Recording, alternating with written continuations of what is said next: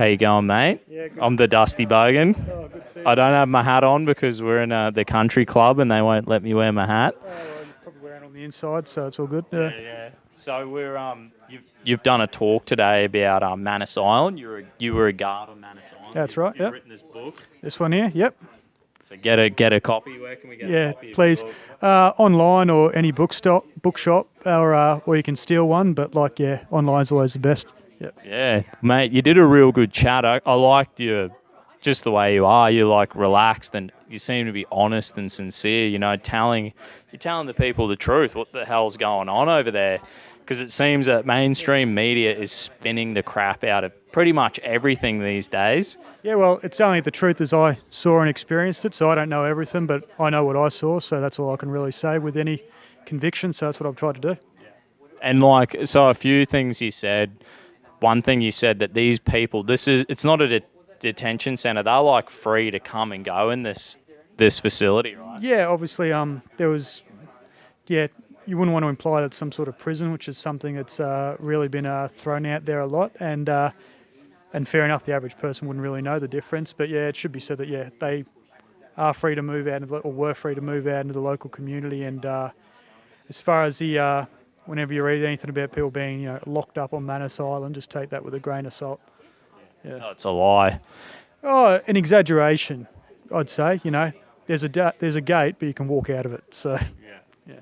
And you were saying as well that they can have a paid plane ticket to go back to where they came from, and they get paid money up to $30,000. Of course, it's like I guess if you went to Australia illegally or something by plane, the government deports you, but they're the one who put you on the flight, so it's no different to that. And obviously, there's a bit of a financial incentive too to make the problem go away. So they're giving them hard cash. Or it might be a check, or it might be an online transfer. I'm not sure, but yeah, definitely cash. And you were saying, so a lot of these guys, they're like middle-aged men. There's no women or children, or rarely women or children. I wouldn't even say middle age. I'd say most were probably 20s or 30s or so. There are women and children accommodated on Nauru, but Manus Island was all single males, single unaccompanied males. Yeah. And you were saying that on the island they have like a points-based system where they tick up points and they can purchase things from the canteen. Tell us. Yeah, you'd accrue a certain number of points per day, and also you'd accrue more points by taking part in activities, whether it was sports or education, stuff like that. Yeah. Those points could be used in the canteen in lieu of cash, yeah. And then so you were saying how they trade with the locals cigarettes for like... Yeah, anything really. A lot of stuff, obviously the locals don't have anywhere near the money that those guys had, so they definitely had a lot to trade with, which created a nice little black market for everyone involved, yeah. So they're purchasing drugs, prostitution, the lot?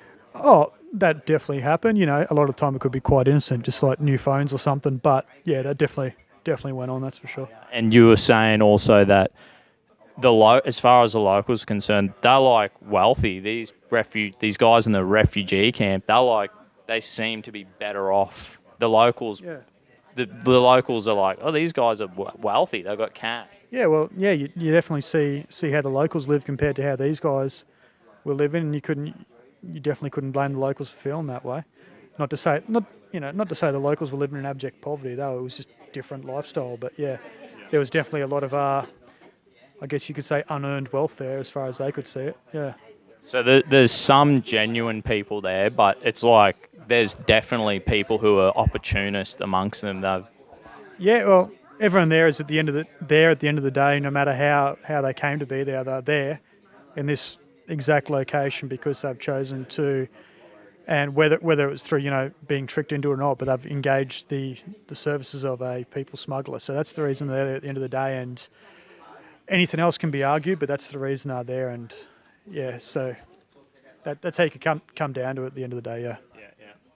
And so these guys, like, obviously this policy has worked. It's stopped the boats, Yeah, well, no matter what you think of like the morality of the whole system, you can't argue with the fact that it's achieved the whatever the political goal which was to stop the boats and secure the border in that way. So you can't argue with that fact. Stop the boats. No people are drowning. There's no people smugglers. It's effective. You're actually saving lives, and you've stopped illegal immigration. It's effective program. It's great. Yeah, when you look at it black and white like that, you can't argue. It's more humane to have this effective program running than to leave this out of control, people smugglers, people drowning, people off tap coming here. They're deciding who comes here. So at the end of the day, one of a country's main goals is to control its borders, and controlling your borders doesn't mean turning your back on the rest of the world and its problems. It just means controlling your borders so you can effectively give that help where you feel it's most effective. And I think that's what they've done at the end of the day. Yeah. Yeah. I think to myself, I see it like this, like on my street, there's one family with 3 kids. The second house has 2 kids. The third has 1 kid. Another house has no kids. So this is what's happening in Australia. We're not having enough kids. Every generation, we're losing 25% of the population, right? This is sort of what's happening, the way I see with Manus Island.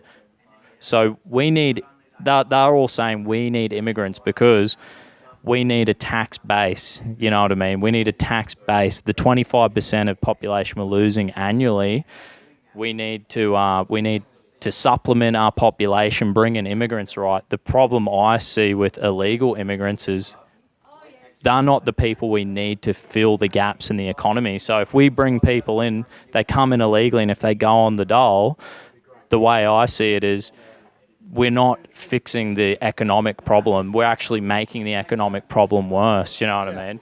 Well, I just think it just comes down to the fact that we have to be responsible for who arrives in the country. And, there's plenty of people there that could have been, great for the country had they come about it a different way. But that's not the issue. The issue is that they've chosen, rightly or wrongly, to undertake the services of a criminal group. And that's what's got to be dealt with. So at the end of the day, there's nothing wrong with migrants, We can all attest to that, but it's got to be done the right way. Yeah.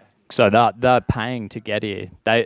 When this was full, when it got shut down, Labor was in control, they were paying people, smugglers, they were obviously had money to make it happen. Yeah, well, a lot of resources are needed to even be on the boat in the first place. So there's a lot of money. It's like any criminal organisation or enterprise. Nothing happens unless there's money involved. There's no reason to. So yeah, it's definitely a big business. And we've destroyed the people smuggling trade, or forced them to sort of expand and move into other markets. But I'm sure they're still doing something somewhere. Yeah. So dodgy people always do dodgy things. Yeah, they'll find something, I'm sure, to supplement or diversify. But that's up to them. And one thing we always see, the public and the mainstream media portrays to us, it's like the guy holding the sign or the hunger strike or someone hanging themselves, and you were saying these people. You're like, I know that guy. He's what a liar. Well, there's everything that's got a photo taken is for a reason. You can't pose anything naturally. So just always remember when you're watching a video of a guy apparently getting ready to hurt himself, why is the guy just filming it and not stopping it? Think about that.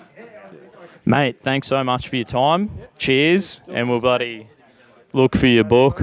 Cheers. Thank you.